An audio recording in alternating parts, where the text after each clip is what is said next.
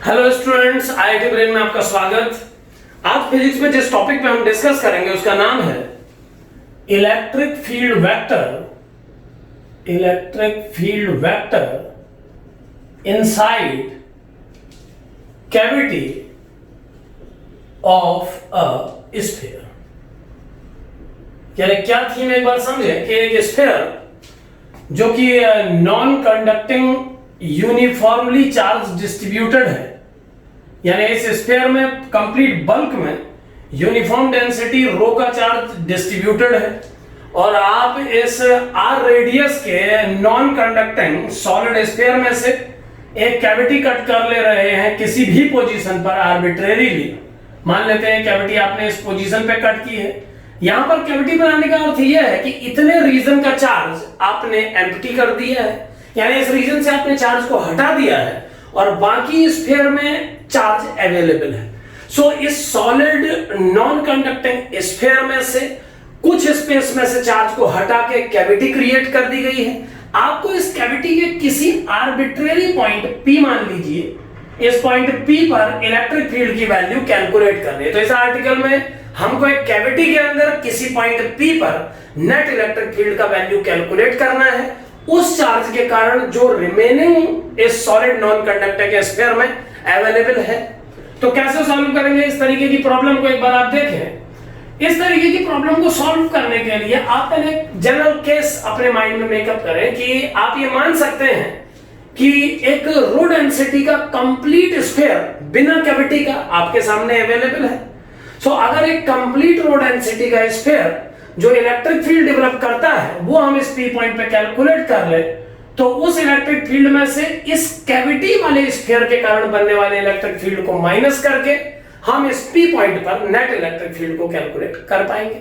सो P point पर इस cavity reason में इलेक्ट्रिक फील्ड कैलकुलेट करने के लिए पहला स्टेप ये होगा कि मैं ये मान लूं कि ये कैविटी है ही नहीं और ये कंप्लीट स्फीयर रो डेंसिटी के मटेरियल से बना है। अगर मैं ऐसा कंसीडर करता हूं तो इस कंप्लीट स्फीयर जो कि आर रेडियस का है और रो डेंसिटी का चार्ज इसमें यूनिफॉर्मली डिस्ट्रीब्यूटेड है, इस स्फीयर के कारण P पर जो इलेक्ट्रिक फील्ड डेवलप होगा इस कंडीशन में उसे हम इस फॉर्मूले से दे सकते हैं E1 vector equal to rho upon 3 epsilon not into OP vector. यहां पर यह ध्यान रहे कि जो फॉर्मूला इस समय मैं यूज कर रहा हूं इस फॉर्मूले को अपने एक वीडियो में हम पहले ही डिस्कस कर चुके हैं। अब हम ये जानते हैं कि किसी नॉन कंडक्टिंग स्फीयर के कारण उसके अंदर किसी पॉइंट पर जो इलेक्ट्रिक फील्ड डेवलप होता है उसे इस फॉर्मूले से दिया जाता है अगर उसमें चार्ज यूनिफॉर्मली डिस्ट्रीब्यूटेड हो तो। सो E1 को मैं इतना लिख सकता हूं, यह इलेक्ट्रिक फील्ड इस कंप्लीट स्फीयर के कारण P पर डेवलप होगा, लेकिन इस प्रॉब्लम में हमें इस कैविटी से जो चार्ज हटाया गया है उसके हटने के बाद रिमेनिंग चार्ज की वजह से P पर इलेक्ट्रिक फील्ड कैलकुलेट करना है। तो ये हमारे क्वेश्चन का आंसर नहीं है, क्योंकि हमें केवल रिमेनिंग चार्ज का इलेक्ट्रिक फील्ड P पर कैलकुलेट करना था। तो इस कंप्लीट चार्ज का इलेक्ट्रिक फील्ड P पर कैलकुलेट करने के बाद अगर मैं इस स्फीयर में जो चार्ज अवेलेबल है, जो कैविटी के प्लेस में चार्ज अवेलेबल था कैविटी के हटने से पहले, अगर मैं उस चार्ज की वजह से P पर इलेक्ट्रिक फील्ड कैलकुलेट करके इस E1 से माइनस कर दूं तो आप समझ सकते हैं कि हमें रिमेनिंग चार्ज का इलेक्ट्रिक फील्ड P पर पता लग जाएगा। सो एक बार इस कैविटी, चूंकि ये कैविटी भी एक स्फीयर है, तो इस कैविटी स्फीयर के कारण अगर इसमें चार्ज होता, आप इमेजिन करें कि केवल इस कैविटी के स्पेस में अगर चार्ज होता रो डेंसिटी का, तो ये कैविटी जो कि एक स्फीयर है P पॉइंट पर जो इलेक्ट्रिक फील्ड डेवलप करती उस इलेक्ट्रिक फील्ड को हम इस फॉर्मूले से दे सकते हैं। It is rho upon 3 epsilon not into O dash P vector. So अगर ये कैविटी रो डेंसिटी के चार्ज से बनी होती तो इस कैविटी का अपना पर्सनल जो कंट्रीब्यूशन P पर इलेक्ट्रिक फील्ड में होता वो इतना होता, जबकि इस कंप्लीट स्फीयर का कंट्रीब्यूशन P पर कैविटी को बिना कंसीडर किए हुए इतना होगा। अब अगर हमें कैविटी को कंसीडर करना है तो हमें P पर बनने वाले नेट इलेक्ट्रिक फील्ड में से कैविटी के कंट्रीब्यूशन को घटाना होगा। ये बिल्कुल क्लियर है। सो जो रिक्वायर्ड इलेक्ट्रिक फील्ड हम निकालना चाहते हैं P पॉइंट पर उसे होना चाहिए E1 vector minus E2 vector. अगर मैं इसे सॉल्व करूं तो ये बन जाएगा rho upon 3 epsilon not OP vector minus rho upon 3 epsilon not into O dash P vector. और इसे हम अगर फाइनली सॉल्व करें तो ये बन जाएगा rho upon 3 epsilon naught into OP vector minus O dash P vector, या आप इसे लिख सकते हैं rho upon 3 epsilon naught OP vector plus P O dash vector. यहां पर ध्यान रहे मैंने ओ डैश पी वेक्टर को पी ओ डैश पे कन्वर्ट कर दिया है, जिसकी वजह से माइनस प्लस में कन्वर्ट हो गया है। अब अगर आप इस डायग्राम में आए तो ट्रायंगल लॉ से ओपी वेक्टर को पीओ डैश वेक्टर में जोड़ने पर हमें मिलेगा ओ ओ डैश वेक्टर, तो ये रिजल्ट फाइनली आ जाएगा electric field at point P E is rho upon 3 epsilon naught O O dash vector. यानी पी पॉइंट पर इस कैविटी को हटाने के बाद रिमेनिंग चार्ज की वजह से जो इलेक्ट्रिक फील्ड डेवलप होगा उसे इस फॉर्मूले से दिया जा सकता है। ये फॉर्मूला है rho upon 3 epsilon not into O O dash vector. एक बात इस आंसर में, इस फाइनल रिजल्ट में और ध्यान रखिएगा कि ओ ओ डैश एक कांस्टेंट वेक्टर है, क्योंकि पी पॉइंट को कैविटी के अंदर किस जगह पर कंसीडर किया गया है, ओ ओ डैश की लेंथ में, उसके मैग्नीट्यूड में या उसकी डायरेक्शन में पी की पोजीशन का फर्क नहीं पड़ता दिख रहा है। इसका अर्थ यह है कि इस कैविटी में किसी भी पॉइंट पर किसी भी पी के लिए जो इलेक्ट्रिक फील्ड डेवलप होगा उसका मैग्नीट्यूड फिक्स होगा और उसका डायरेक्शन भी स्टैटिक होगा। उसका डायरेक्शन ओ ओ डैश वेक्टर के पैरेलल ही होगा।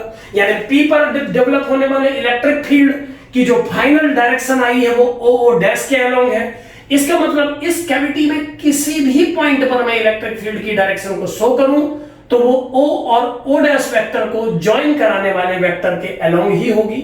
यानी अगर मैं इसको डायग्राम से शो करना चाहूं तो इस कैविटी के अंदर हर पी के लिए, पी कहीं भी हो सकता है, किसी भी पोजीशन पी के लिए कुछ इस तरीके का इलेक्ट्रिक फील्ड डेवलप होगा और मैग्नीट्यूड में ये कांस्टेंट होगा, क्योंकि हम देख पा रहे हैं कि इस रिजल्ट में रो अपॉन 3 एप्सिलॉन नॉट और ओ ओ डैश के मैग्नीट्यूड में कोई भी ऐसा टर्म नहीं है जो चेंज हो रहा हो।